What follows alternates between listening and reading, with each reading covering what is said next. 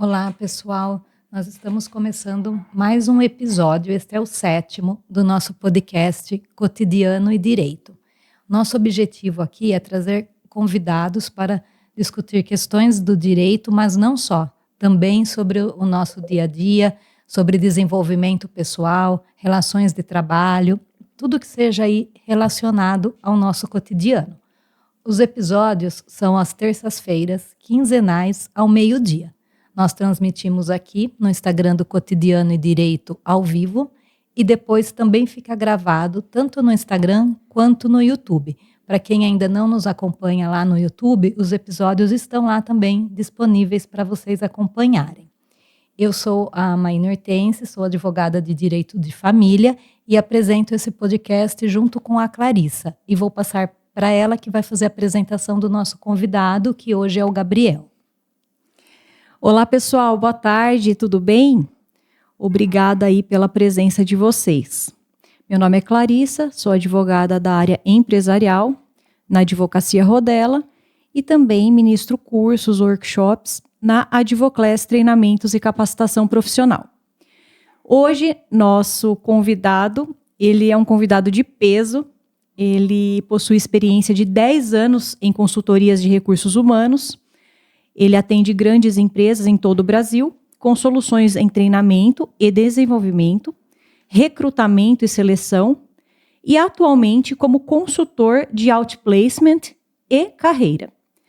Ele atua também como palestrante, desenvolvendo workshops de transição de carreira, tendo conduzido mais de 200 projetos para profissionais e organizações, com mais de 1.600 horas de atendimento individualizado, gerando contribuição para dezenas de empresas de grande porte, nacionais e multinacionais de segmentos como tecnologia, indústria automotiva, farmacêutico, bens de consumo, financeiro, construção civil, óleo e gás e mineração.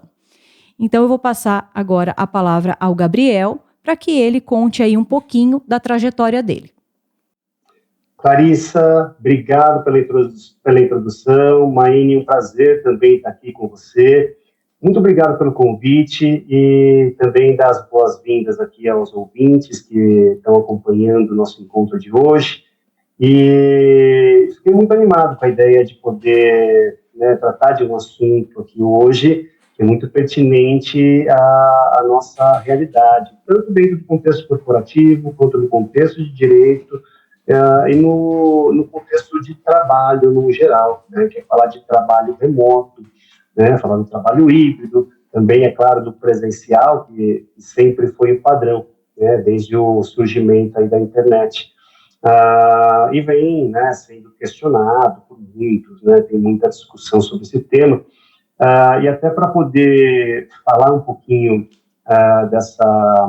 desse assunto, quero trazer também um outro aspecto da minha trajetória que tem muita relação com a área da saúde.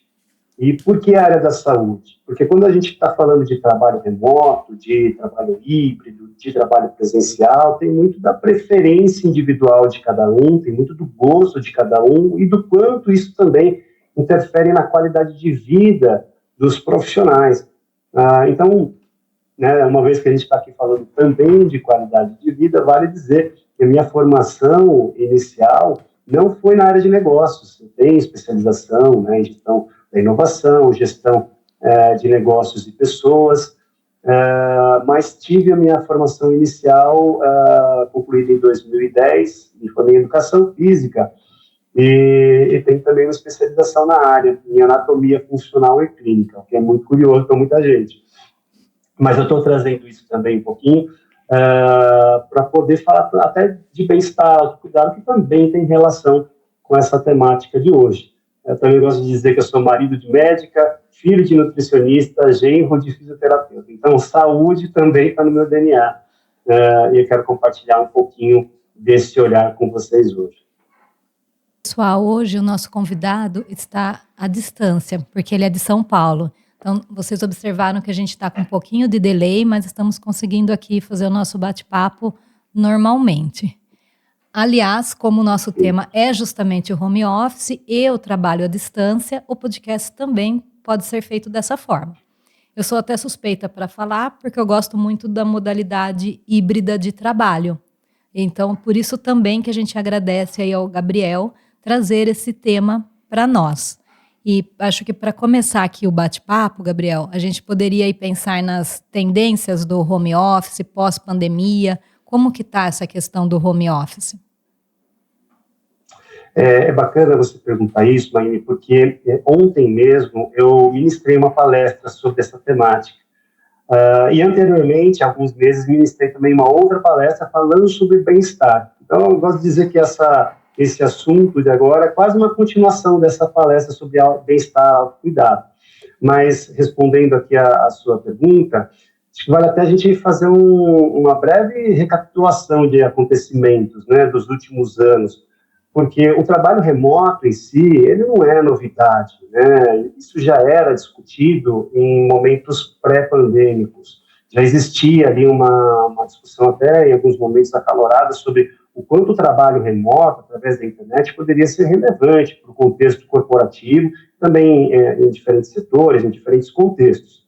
Mas muito, eu lembro, né, inclusive, né, de muito se falar das limitações até legais, né? Então, falava-se, por exemplo, de limitações que teriam as empresas em deixar os colaboradores em casa, sem talvez uma ergonomia adequada, né? Sem talvez iluminação adequada, que teria, né, seria diferente na infraestrutura de um escritório, por exemplo, onde as variáveis do trabalho são controladas pela empresa contratante.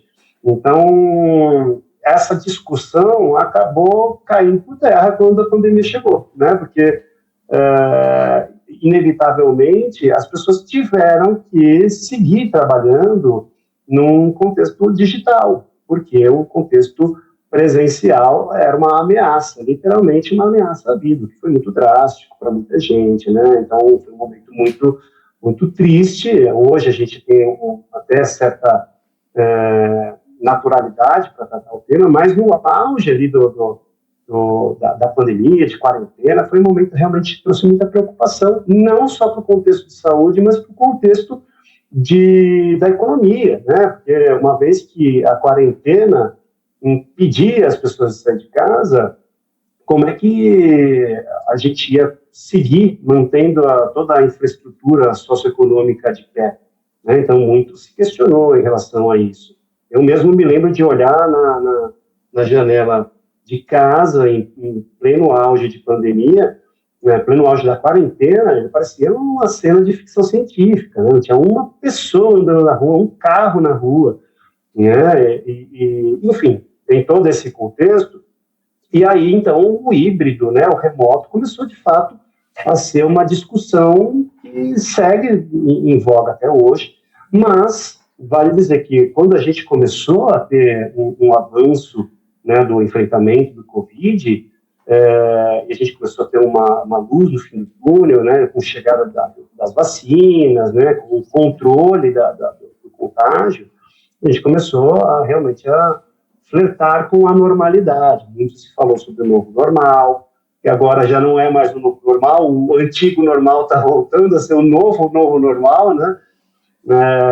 Mas o ponto é que, de fato, a gente tem um panorama diferente, né? O mundo segue em transformação, e um convite aqui para reflexão, né, que eu gostaria de trazer para os nossos ouvintes hoje, é justamente de, mais do que identificar qual é a própria preferência sobre o trabalho remoto, híbrido ou presencial, fortalecer a musculatura da flexibilidade, da versatilidade, da adaptabilidade, da resiliência, porque as mudanças seguirão muito depressa, as coisas vão seguir numa velocidade bem ascendente, e quem não se adapta tende a ter um nível maior de desgaste, né, de uma carga emocional envolvida. Então, só para concluir aqui, né, nossa retomada da linha do tempo, né, tem outros fatos curiosos que vem acontecendo. Por exemplo, a discussão agora do fim da escala 6x1. Mas, ainda que esse assunto esteja super em voga agora, nesse exato momento, há pouco tempo, estou falando de pouco tempo mesmo, questão de um ano, alguns meses talvez, vinha se falando do trabalho de 4 dias na verdade, 4 dias de trabalho por semana, né, inclusive com testes sendo realizados no contexto global, até no Brasil também. Então, assim, tudo só para reforçar a ideia de que o contexto do trabalho segue em alta transformação. Mas, só para, né, ser mais objetivo aqui no convite para falar sobre as tendências, eu vou especular um pouquinho, né? Porque quando a gente está falando de futuro, a gente pode extrapolar um pouco, a gente pode ir um pouco além, porque, afinal de contas, ninguém tem bola de cristal. Mas eu vou trazer aqui minha opinião sobre o que eu acredito que vai ser muito relevante, principalmente no quesito de tecnologia, nos próximos anos, até para minimizar o efeito da distância, porque, né, nós, como seres humanos, somos seres sociais, a gente tem isso, a gente tem a questão da colaboração presente no nosso dia a dia, não dá para ignorar isso. Então, na minha opinião, algumas tecnologias vão aparecer com propostas para diminuir os efeitos negativos do distanciamento, porque existe, né? Não dá para, né, goste ou não do trabalho remoto, do trabalho híbrido ou presencial, todas as categorias têm limitações e têm, né, qualidade também, né, tem benefícios. Mas eu acredito que a holografia, né, tecnologias holográficas, né, que transmitem imagens talvez com uma imersão mais realista, vão ser desenvolvidas para poder minimizar os efeitos do distanciamento, né, a realidade virtual, realidade aumentada, tem empresas, né, de grande porte investindo rios de dinheiro nesse tipo de tecnologia, e é claro, não dá para deixar de falar da inteligência artificial, que segue sendo uma aposta aí também das maiores empresas de tecnologia. Hoje, na minha opinião, o que a gente tem hoje ainda não é inteligente como de fato vai ser. Quando chegarmos no nível onde a inteligência de fato a inteligência artificial for realmente inteligente, aí a gente pode falar de um contexto onde a máquina pode, inclusive, substituir características, competências hoje são plenamente humanas, né? E aí, de fato, as transformações seguirão acontecendo numa velocidade muito alta, mas também com uma profundidade muito maior. Excelente. Quantas considerações relevantes que nós tivemos aqui. Realmente, na pandemia, acho que tudo foi um catalisador, né, de mudanças aí. A gente viu tudo acontecer muito rápido, né, uma implementação rápida. Quem já tinha algo incipiente teve que se virar nos 30, né, e fazer acontecer. Em relação, por exemplo, para nós que somos do direito, as questões de audiências virtuais, que tem realmente, como o Gabriel ressaltou, benefícios e questões desafiadoras, né? O benefício maior, com certeza, é você não ficar se deslocando, esperando acontecer uma audiência presencial, em que o tempo não era otimizado, ao passo que, numa audiência virtual, isso ocorre, porém, muitas vezes as impressões que o próprio magistrado, que é o destinatário da prova, tem daquele depoimento ou daquela oitiva de testemunhas, muitas vezes não corresponde à realidade. Porque muitas vezes eu vejo que quem está de casa, ele não tem aquele temor, de repente, de falar ou não a verdade, né? Ele está na casa dele, está super confortável, e às vezes ele acaba escorregando aí naquilo que declara em juízo, né? E nem sempre é fácil disso, de ser percebido. E Sim. Quando está ali frente a frente com o juiz, ele fala, poxa, acho que eu tenho que falar a verdade mesmo aqui, né? Porque senão eu vou ter consequências. Então, realmente tem as questões desafiadoras em relação ao virtual. Então, dito isso, eu acredito que seja interessante a gente falar aqui um pouquinho. Mas qual que é a sua preferência, Gabriel, como expert no assunto, e por que você tem essa preferência em relação aos tipos de trabalho, modalidades, no caso?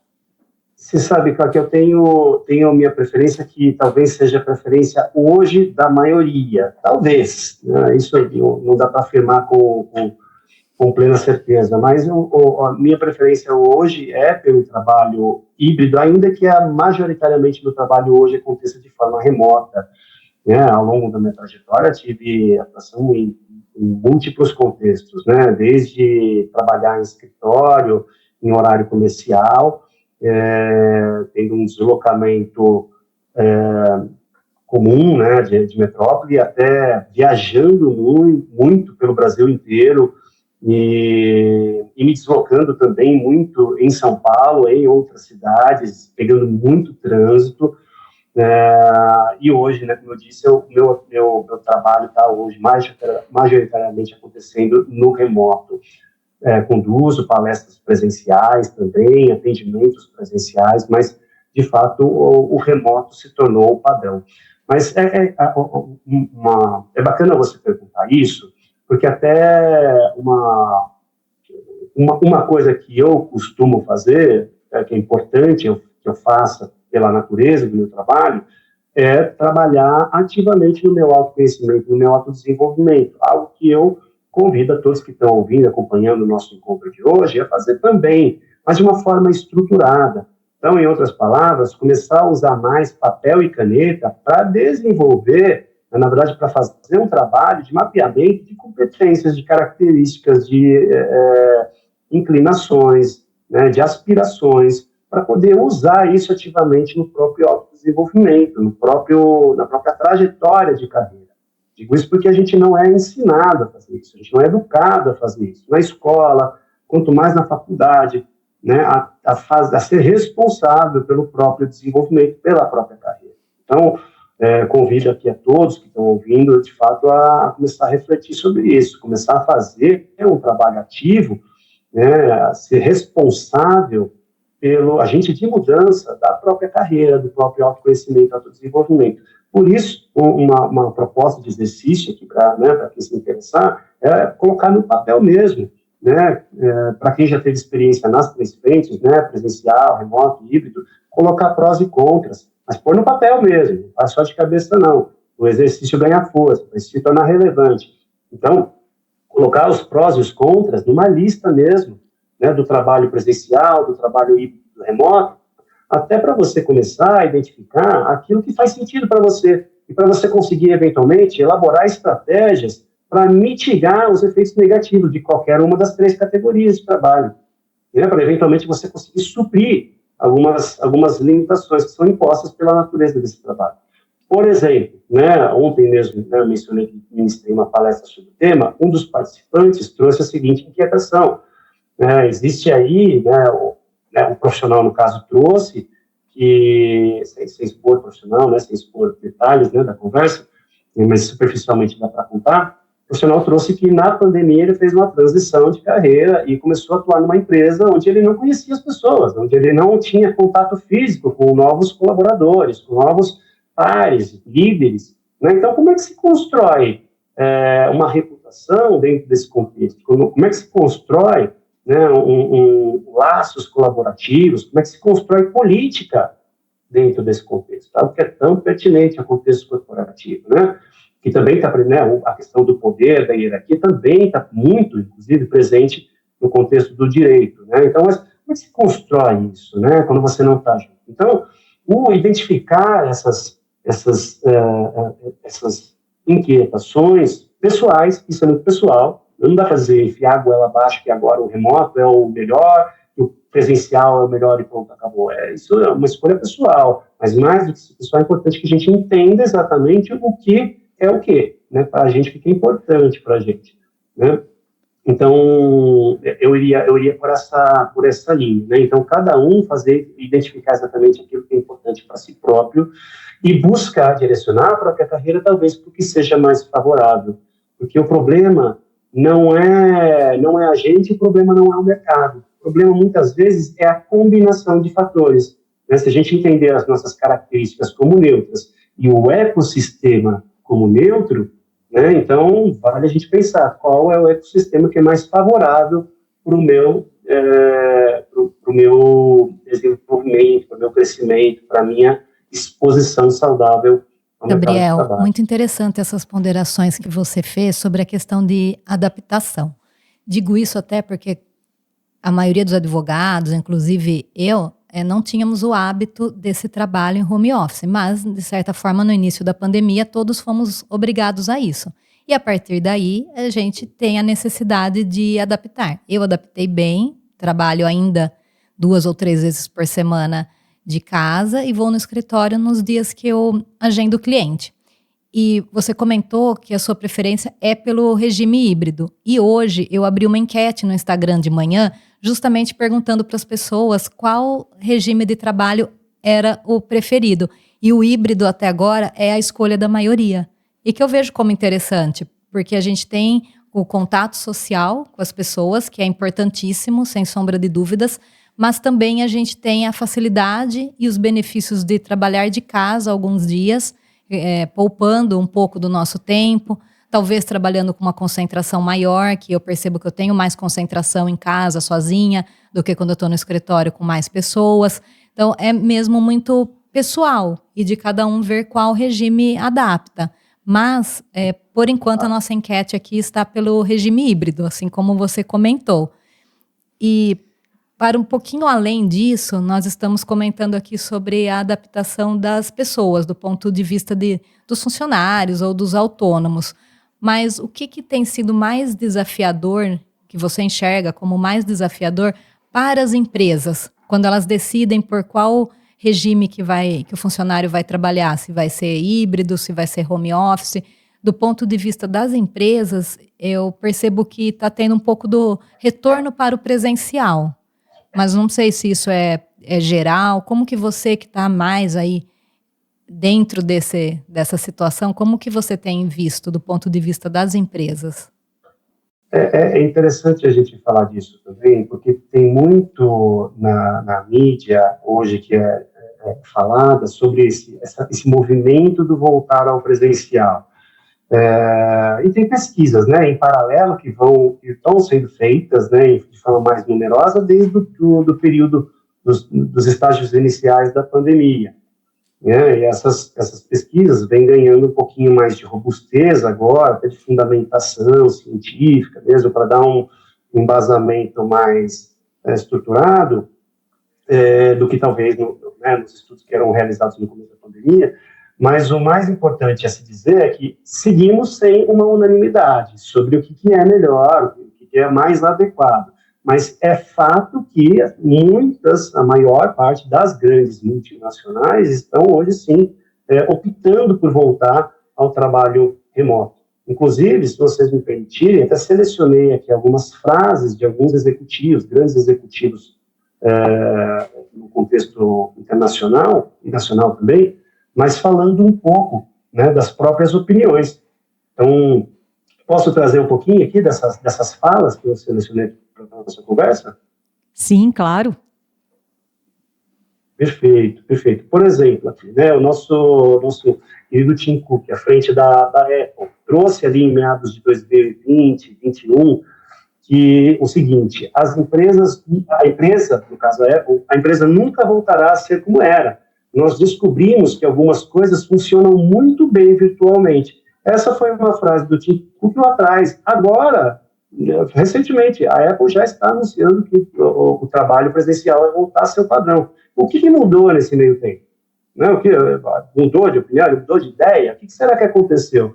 Então, é importante também a gente começar a olhar para essa temática como algo além de uma questão simplesmente do trabalhar melhor remoto ou à distância. Tem muito interesse envolvido, tem muito poder envolvido, né? Tem lobby envolvido. Isso não vem à luz do dia, né? Não é uma coisa que está sendo, que a gente pode ver, que a gente consegue pegar. É algo que acontece nos bastidores, do alto escalão, né? do contexto econômico. Né? Então, outros executivos também trouxeram opiniões. Eu vou trazer aqui, por exemplo, do Jorge Paulo Lemann, né, que é brasileiro, e que também lá atrás trouxe a seguinte fala: passava 700 horas por ano em aviões e fiquei os últimos 6 meses sem ir a lugar nenhum. Ainda assim, estou bem informado, achei uma ótima descoberta. Eu, particularmente, não passei tanto tempo voando, mas uma coisa que eu não sinto falta do contexto presencial é o deslocamento, de fato.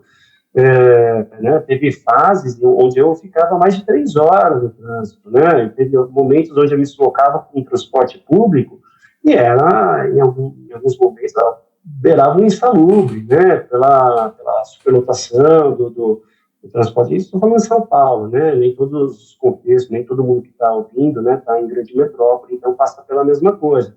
Mas é fato que o deslocamento consome algum tempo da nossa vida, que não necessariamente a gente está gerando valor ou contribuição no nosso contexto de trabalho, mas que a gente precisa passar por isso para poder gerar valor no contexto presencial. Então, isso tem que ser discutido de fato, né? E se a gente tem tecnologia para poder minimizar esse efeito negativo, principalmente na qualidade de vida individual de cada um, por que não falar sobre esse tema? Né? Então, tem outras frases aqui que também acho bacana compartilhar, por exemplo, do Bob Iger, aqui da Disney, né?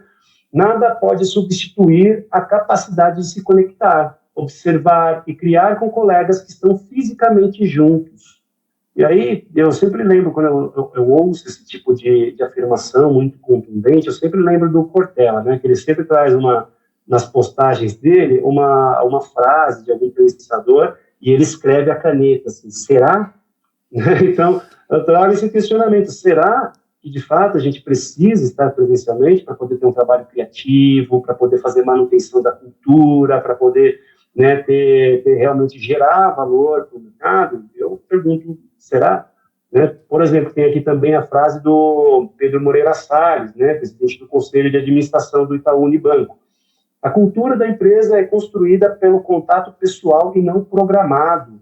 Se você tem uma ideia e precisa marcar um Zoom para compartilhá-la, com um colega, isso se perde. E eu pergunto novamente, será? Será que é isso? Uma outra também que vale muito citar, porque é uma personalidade polêmica, e é hoje o homem mais rico do mundo, né, o Elon Musk. Trouxe o seguinte, você vai trabalhar de casa e as pessoas que fizeram o seu carro e que fazem a sua comida para ser entregue não podem trabalhar de casa? Isso te parece moralmente correto? Né? O questionamento parece ser pautado com, né, uma preocupação ética, moral, mas convenhamos, o que o Elon Musk faz? Vem de carro, né? E o que a gente precisa para ir para o trabalho? Carro, não é mesmo? Então, como é que alguém que vende peixe vai falar que frango é melhor? Essa é a minha opinião. Né? Pode, não sou dono da verdade, estou trazendo aqui só uma leitura. Né? É importante a gente dizer de novo, né? Se a gente pegar aqui só essas personalidades que eu trouxe, juntar o patrimônio desses profissionais, a gente está falando de um PIB que é maior do que muitos países. Então, essas pessoas têm muito poder, essas pessoas dão as cartas, né? Essas pessoas têm, muitas vezes, poder de chefe de Estado. E quem tem esse poder decide, né? Às vezes está passando por pressão dos acionistas para poder fazer uma entrega. Eventualmente, o executivo, que já caminhou o caminho das pedras, já fez o que tinha para fazer, vai ter que se adaptar a um novo contexto. Muitas vezes, se para esse profissional é mais fácil trabalhar no presencial, bora colocar aquelas milhares de pessoas abaixo trabalhando no presencial também. Mas, de novo, essa é só uma leitura, não é a verdade absoluta, é só uma discussão, um convite para reflexão. A gente não olhar só para as frases, porque é dito, o que está na mídia, como também verdade absoluta. Para a gente também ter um senso crítico para avaliar o que está por trás de alguns movimentos que ditam o ritmo até da nossa vida pessoal, né? A forma como a gente trabalha, né? Muitas vezes não é a gente que decide. Então, quem que está dando as cartas? Aliás, quem está dando as cartas está falando o que exatamente? E por que está falando? Importante a gente ter esse nível de discussão, na minha opinião. Mas, só para encerrar aqui essa explanação, quero trazer também uma experiência que eu tive nesse ano. Eu fui num evento no INSPER, um lançamento de um livro, que está aqui, inclusive, que eu quero indicar para vocês, para quem está ouvindo a gente, que é O Segredo da Transformação de Cultura. Então, eu fui no lançamento desse livro, num evento no INSPER, em maio, li esse livro, o livro excelente, muito gostoso de ler, simples, né? Apesar do tema ser um tema muito complexo, né, que é cultura, é algo que realmente vale a pena, porque traz o melhor do contexto acadêmico, porque um dos autores, que é o Jay Barney, é um professor, né, um pesquisador, um doutor americano, e também tem a participação do Manuel Amorim, do Carlos Júlio, que são executivos brasileiros, né, e trazem uma série de cases de transformação de cultura com base numa pesquisa, né, com muitas entrevistas que os autores realizaram, com também executivos de diferentes contextos no Brasil e fora do Brasil. E aí, esses autores, aqui no verso do livro, tem alguns atributos que esses autores, então, identificam como primordiais para uma transformação de cultura bem-sucedida. Eu vou citar aqui brevemente para vocês, mas, novamente, recomendo aqui a leitura, porque o aprofundamento desses atributos é que traz realmente os insights mais poderosos sobre esse tema. Mas, só para compartilhar aqui, número 1, as ações que constroem essas histórias são autênticas. Então, estamos falando aqui, novamente, de transformação cultural em um contexto muito complexo. Essas histórias têm um líder como protagonista. As ações que constroem as histórias sinalizam uma ruptura evidente com o passado. Olha como isso é importante. E apontam um caminho claro rumo ao futuro. 4, as histórias apelam para o cérebro e o coração dos funcionários. Parece romântico, né? Mas é importante a gente lembrar que os seres humanos não são só racionais, mas também emocionais. 5, as aspirações que constroem as histórias são muitas vezes teatrais. E 6, as histórias são contadas e recontadas por toda a organização. Vale dizer que esses atributos não estão presentes em todos os cases de sucesso de transformação cultural, mas só para fechar aqui sobre o que eu estava falando, né, da opinião dos executivos com isso sobre transformação de cultura, se vocês observarem, né, e não que esse seja o único modelo, tá, também sobre transformação cultural, existem uma infinidade de outros modelos, mas como existe uma fundamentação muito sólida, né, na elaboração dessa teoria, vale dizer que nenhum dos 6 atributos está relacionado exclusivamente ao trabalho presencial. Você pode muito bem se apropriar dessas máximas para fazer uma transformação cultural também no trabalho remoto. Tudo para dizer, estar engessado é se fechar para o futuro. Né? Se engessar é se fechar para o futuro, porque o futuro seguirá se transformando. Né? Então, acho que vale a gente pensar sobre isso também para a gente buscar alternativas, né? Para a gente seguir fazendo a gestão da própria carreira, buscando um horizonte mais favorável para os nossos interesses. É bom escolher, gente. Então, bora fazer isso. Não é para ser só escolhido, não. Não é para só deixar a amarela levar, não. É bom poder planejar para poder, dentro do que está sob. Adorei. Que aula, Gabriel. Recapitulando aqui, então. Obrigado, Recapitulando aqui, nós falamos então sobre pessoas, nós falamos sobre empresas. Em relação às pessoas, eu destaquei autorresponsabilidade, qualidade de vida, análise crítica, adaptabilidade. E em relação às empresas, destaquei a questão dos desafios e transformação cultural e estratégica. Então agora, meu Deus, está passando tão rápido hoje. Vamos aí para os pontos, então, de atenção dos tipos de trabalho, né? E os riscos para a produtividade. Acho que a gente poderia destacar aí um pouquinho tanto do trabalho híbrido como do trabalho remoto 100%. Claro. É de conhecimento de todos, né? As dificuldades, né? E as dores do trabalho presencial, porque esse foi o padrão até então, né? Até anos 90 não existia trabalho remoto, né? Então, trabalho presencial é o padrão, né? Desde o início da civilização. Mas falando de trabalho remoto e híbrido, né? Uma característica que está presente em todos os cenários, seja qual for o segmento, seja qual for a camada socioeconômica, a gente sempre vai ter uma característica em comum, que é o ambiente virtual. O ambiente é virtual. E o ambiente virtual, gente, traz, né, assim como a gente já vem falando, traz algumas possibilidades, mas também traz riscos. E traz riscos que muitas vezes são silenciosos, né? E eu vou trazer aqui alguns, que eu vou chamar aqui de vilões do ambiente virtual, que não estão sendo debatidos. Até estão sendo debatidos, mas não talvez com a seriedade que eu particularmente acredito que deveria estar sendo abordado, né? Esses assuntos deveriam estar sendo discutidos de uma forma um pouco mais aprofundada, com um pouco mais de seriedade. Por exemplo, né, as bets, né, o jogo é jogo de azar, né, legalizado, né, na minha visão é quase uma releitura do jogo do bicho, legalizado, né, aberto para a massa, de uma forma super escalável, né, e que traz, talvez, consequências similares à proposta desse tipo de atividade. O aumento de criminalidade, né, dependência, vício. Gente, convido a qualquer um que está aqui ouvindo hoje para ir lá no Google e pesquisar bets, vício. Se colocar essas duas palavras no qualquer portal de busca aí da internet, vai achar uma infinidade de matérias lançadas agora, questão de meses desse ano, falando sobre dependência em jogo de azar. Não, é uma coisa simples, né? Então, assim, o jogo ser naturalizado como um entretenimento que envolve despendimento de investimento é uma baita de uma cilada.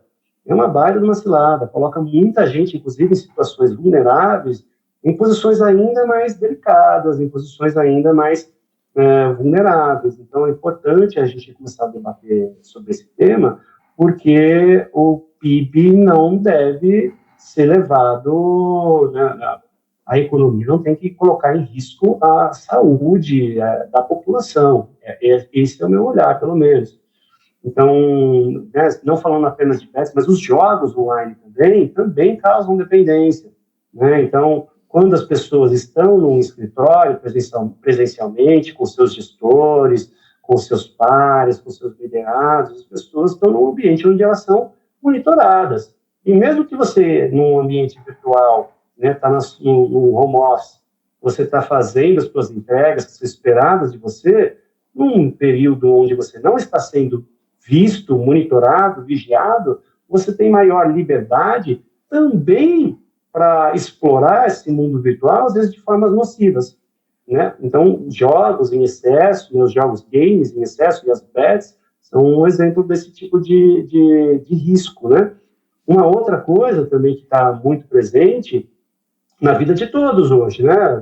Pelo menos da maior parte da população, são as próprias mídias sociais, né? A gente, aqui, nesse exato momento, a gente está fazendo uso de algumas delas, né? Então, eu não vou levantar aqui a bandeira de que tecnologia é ruim, de que mídia social é ruim, não é isso, é importante ressaltar. Mas é importante dizer que o modelo de negócios por trás de muitas das empresas de tecnologias, dessas empresas de mídias sociais, tem um modelo que é questionável, né? E isso, para não parecer só que é opinião minha, porque não é só opinião minha, né? Tem um documentário que, inclusive, teve alguma popularidade, mas que, apesar de trazer informações super alarmantes, as pessoas deram uma boa de uma ignorada. E, no caso aqui, é o Dilema das Redes, que é um documentário que já está há alguns anos aí no catálogo do Netflix, né? Foi produzido pelo Netflix e tudo mais. Mas o curioso é que tem ali executivos do Google, do Facebook, enfim, das maiores empresas do ramo, falando, eu não uso, nós usamos técnicas deliberadamente manipulativas para poder aumentar o engajamento dos usuários, o usuário é um produto, são os criadores dos bichos falando dos efeitos nocivos que as criações têm.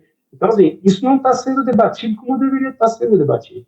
Porque as pessoas estão ansiosas, as pessoas estão infelizes, as pessoas estão despendendo um tempo precioso da própria vida num ambiente que gera pouquíssimo ou nenhum valor. Né? Então, assim, é importante a gente começar a debater isso, e, inclusive, indico um outro livro sobre o tema, que, inclusive, foi escrito por um dos profissionais que está nesse documentário, que é esse daqui, ó. 10 argumentos para você deletar agora as suas redes sociais. De novo, gente, eu não estou falando que mídia social é ruim, tá? E nem estou falando, levantando a bandeira, faça isso, eu só estou indicando a leitura. Por quê? Mais do que você estar na mídia social ou não estar na mídia social, o importante é você se educar sobre os efeitos, os potenciais efeitos nocivos, né, do uso, do consumo desse tipo de produto, né, de serviço. Então, é importante você saber o que isso gera em você, porque a mídia social não me faz mal. Será? Porque, no fim das contas, a forma é pensar, né, de novo, o modelo de negócio ele é pensado para manipular, ele é feito para isso. De novo, não é achismo, isso existe, é fato. Então, se ele é feito dessa forma, por que a gente é conivente com esse tipo de proposta? Então, o próprio Jaron Lerner, que escreve esse livro, ele faz uma metáfora interessante. Em algum momento do livro, ele escreve algo parecido com isso. Eu não vou fazer aqui uma analogia da mídia social com a indústria tabagista. Eu não vou fazer essa comparação. Eu prefiro comparar as mídias sociais, no modelo como ela é hoje, com a indústria de tintas. Então, em outras palavras, eu não vou pintar minha casa com tinta com chumbo, porque o chumbo é tóxico. Eu vou esperar inventarem tinta sem chumbo para eu poder usar a tinta. Então, ele também afirma, né, que a ideia não é demonizar as mídias sociais, mas sim trazer, né, pressionar as empresas para que elas tragam soluções, um modelo mais atento às necessidades dos seus usuários, e não só atendendo às necessidades dos acionistas e das empresas anunciantes, e elas sim são os clientes, né? Então, assim, no fim das contas, tem pouca gente ganhando muito dinheiro e tem muita gente investindo muito do seu tempo em troca de nada. Ou, para não dizer que é em troca de nada, em troca de recompensa psicológica. Por exemplo, o botãozinho de curtir na psicologia, né, pelo menos na linha do behaviorismo, que é uma psicologia mais laboratorial, é um método de condicionamento de comportamento, né? Porque uma vez que você busca um estímulo e esse estímulo lhe é dado, isso tende a condicionar o comportamento. As variáveis, como elas são manipuladas, tendem a aumentar o condicionamento do comportamento ou diminuir, né? Mas no fim das contas, o que estão querendo que a gente faça é ficar mais tempo dentro da rede. Então, isso também é um problema, né? Muito tempo no digital, além do tempo que a gente já despende para poder entregar, né, as nossas entregas de trabalho, a gente tem que começar a pensar como que a gente despende o nosso tempo, dentro e fora do virtual. E uma outra coisa, gente, que vale muito a pena compartilhar, que definitivamente tem menos gente ainda conversando sobre isso, é pornografia, e é um assunto que é tabu, muita gente não quer falar sobre esse tema, mas eu vou trazer esse assunto porque é importante. E mais do que simplesmente falar que a cultura onde a gente vive é uma cultura pornificada, temos que dizer que pornografia é hoje um problema de saúde pública em nível global. Não é exagero, gente, não é exagero. Tá? Eu estou falando aqui, inclusive, de pesquisas que foram lançadas sobre esse tema, que falam de números alarmantes.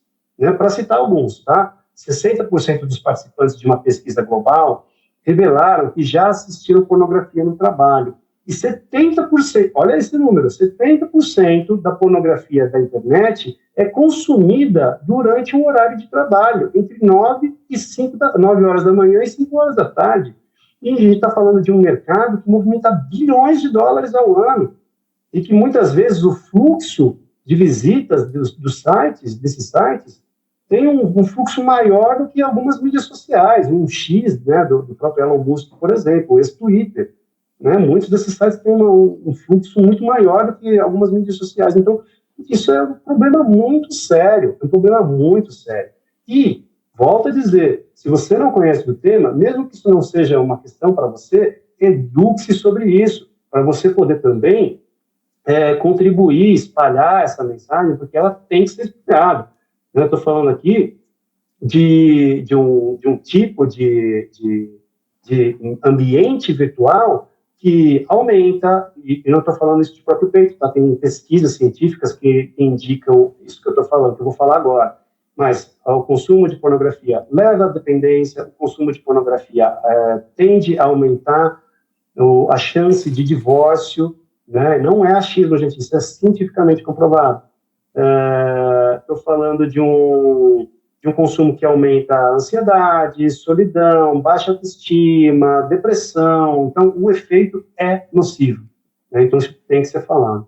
E, por fim, né, falando aí de vilões do contexto virtual, tem um vilão que está presente no contexto de todo mundo, que trabalha no remoto ou no híbrido, e que não necessariamente é literalmente no virtual. É a cadeira.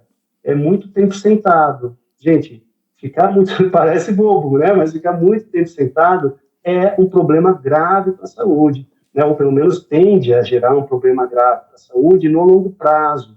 Então, para a gente poder ter mais qualidade de vida, ter mais, né, um bem-estar maior, também no contexto à distância, é importantíssimo a gente achar meios de poder fazer a manutenção e a gestão do próprio bem-estar. Então, muito tempo na cadeira, por exemplo, pode ser, se eu não estiver praticando esporte, fazendo academia, alguma coisa do tipo, um treino de força, um treinamento cardiorrespiratório, eu posso, de repente, usar técnicas como técnica de Pomodoro, né, que eu faço investidas de foco, né, com 25 minutos, com pausas curtas de 3 a 5 minutos, para eu poder levantar, para eu poder fazer outra coisa, para aumentar o meu foco e a minha entrega, talvez com atividades mais operacionais, com atividades mais cotidianas, né, mas incentivo bastante quem estiver ouvindo a começar a pensar realmente a ter uma atividade física sistemática, programada no dia a dia, porque isso, de fato, é tratamento para uma infinidade de doenças e também é tratamento para prevenção de uma infinidade de doenças. Então, é importante a gente buscar ter, tanto no presencial quanto no remoto, saúde, bem-estar, qualidade de vida. Então, bora refletir sobre isso, gente, tem bastante coisa. Gabriel, achei importantíssimo que você trouxe aí sobre os vilões do ambiente virtual, a questão do vício em jogos e em pornografia, porque de fato isso tem que ser mesmo analisado, embora seja um tabu, como você comentou. E eu estava aqui pensando que o que eu tenho observado no escritório é que as principais causas dos divórcios são justamente o vício em jogo e o vício em pornografia. Então, além de prejudicar aí na questão do trabalho das pessoas, é uma questão de saúde pública mesmo, porque prejudica nos relacionamentos, na vida em geral. Então, essa reflexão que você trouxe para a gente é importante e é pouco debatida. Não sei se pelo fato aí dos jogos serem legalizados, as pessoas às vezes veem como comum ou não enxergam os problemas, mas isso já está muito grave e em algum momento acho que terão que ser tomadas medidas. Não sabemos, né, ainda se vai continuar legalizado ou não, mas essa questão tem sim que ser observada. Nós estamos aqui no nosso episódio, infelizmente a gente tem aí um tempo, está muito bom, mas já caminhando para o final, só queria retomar no que você falou sobre as competências, como que as pessoas podem fazer um mapeamento dessas competências chaves delas. Isso é muito importante, Maine, e de fato, uma pena que está acabando, né? O papo é bom, e é um assunto que rende muito também, mas eu trago aqui, né? Eu falei já sobre a ideia da gente fazer a gestão da própria carreira, isso também implica a gente ter clareza sobre as nossas fortalezas, nossas limitações, né? Os nossos gaps, né? Aquilo que a gente precisa desenvolver. Mas, de novo, sem fazer um trabalho estruturado em prol do próprio desenvolvimento, é a mesma coisa que ir para a academia uma vez e esperar ficar com gominho na barriga, pãozinho no braço, né? Então, para você ir para a academia e ter resultados, você precisa fazer o quê? Precisa ir uma vez, precisa descansar, precisa voltar 3 vezes na semana, não pode pegar peso de mais, não pode pegar peso de menos, tem que ter repetições, tem uma série de variáveis que você tem que colocar na tua prática para você alcançar o teu objetivo de adaptação física. Eu faço essa metáfora com o contexto de desenvolvimento de competências, porque é muito parecido. Se eu quero desenvolver resiliência, sem desenvolver um plano para que essa resiliência se desenvolva, eu vou contar com a sorte para que essa competência se desenvolva. Se eu quero desenvolver minha organização, se eu quero desenvolver a minha liderança, se eu quero desenvolver o meu conhecimento técnico em alguma frente importante para o meu trabalho, seja o que for, né, conhecimento, habilidade, atitude, o velho jargão de RH, né, que é o chá, conhecimento, habilidade e atitude. Se eu não tenho um plano para desenvolver, eu vou contar com a sorte. Então, o convite aqui para os nossos ouvintes é começar a pensar, com base no próprio modelo de preferência, quais são as oportunidades de desenvolvimento que existem. Porque é isso, né? A gente tem alguma coisa que a gente pode escolher, mas, puxa, quero trabalhar no remoto, mas não consegui trabalhar no remoto, apareceu uma oportunidade para trabalhar no presencial, eu vou, né, estou com urgência, estou com pouco fôlego financeiro, eu vou me dar o luxo de continuar procurando, ou eu vou topar esse projeto aqui para trabalhar num modelo que talvez não é o melhor para mim? Se isso acontecer, deixa eu entender quais são as oportunidades de desenvolvimento que estão se apresentando aqui para mim. Né? A diversidade, ela existe. Então, como que eu posso me ajustar a ela? Né? Sem romantizar, porque muitas vezes as coisas acontecem de uma forma que não é para pintar de cor-de-rosa, né?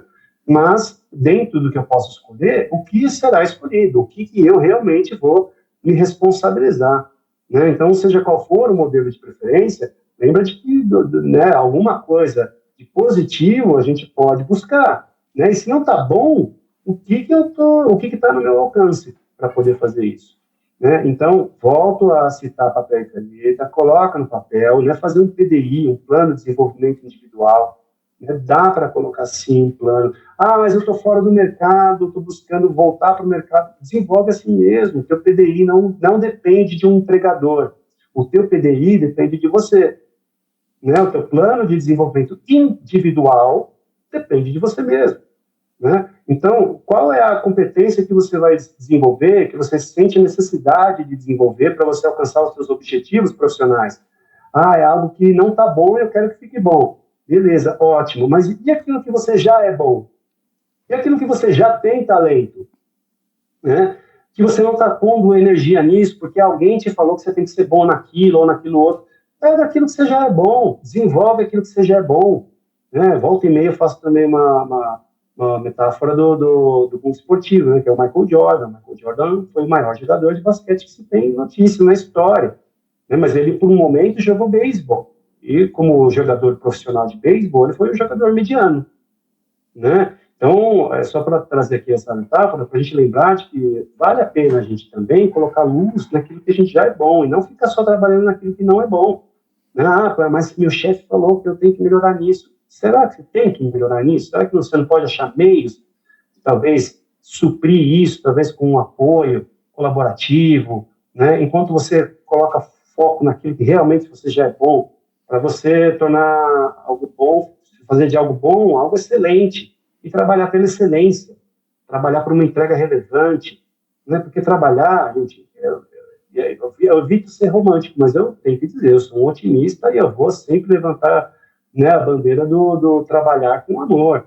Né? Então, se eu posso trabalhar, né, num contexto onde eu tenho a realização, onde o trabalho se conecta com o que eu acredito, está alinhado com os meus valores, por que não fazer isso? Por que não buscar isso se eu não estou fazendo agora?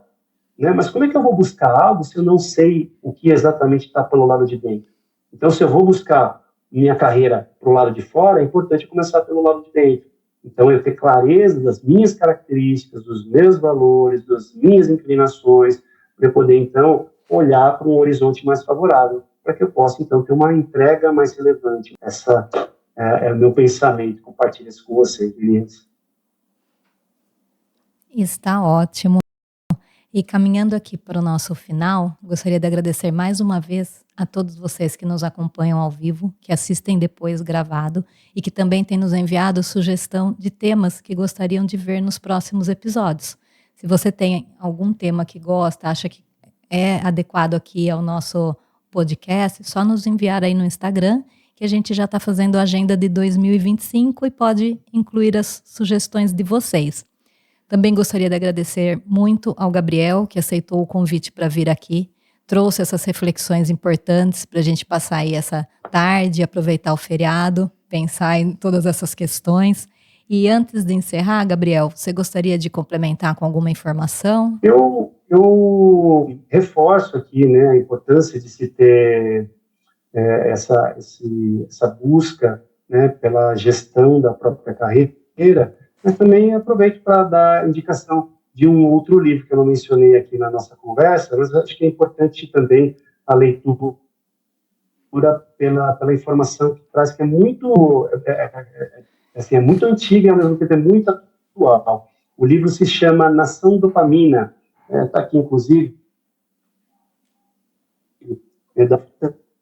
também naquele documentário que eu mencionei, mas diferente do autor profissional aqui, ela é uma psiquiatra e ela lida muito com casos de vícios, né? Então, a dopamina, para quem não sabe, é um neurotransmissor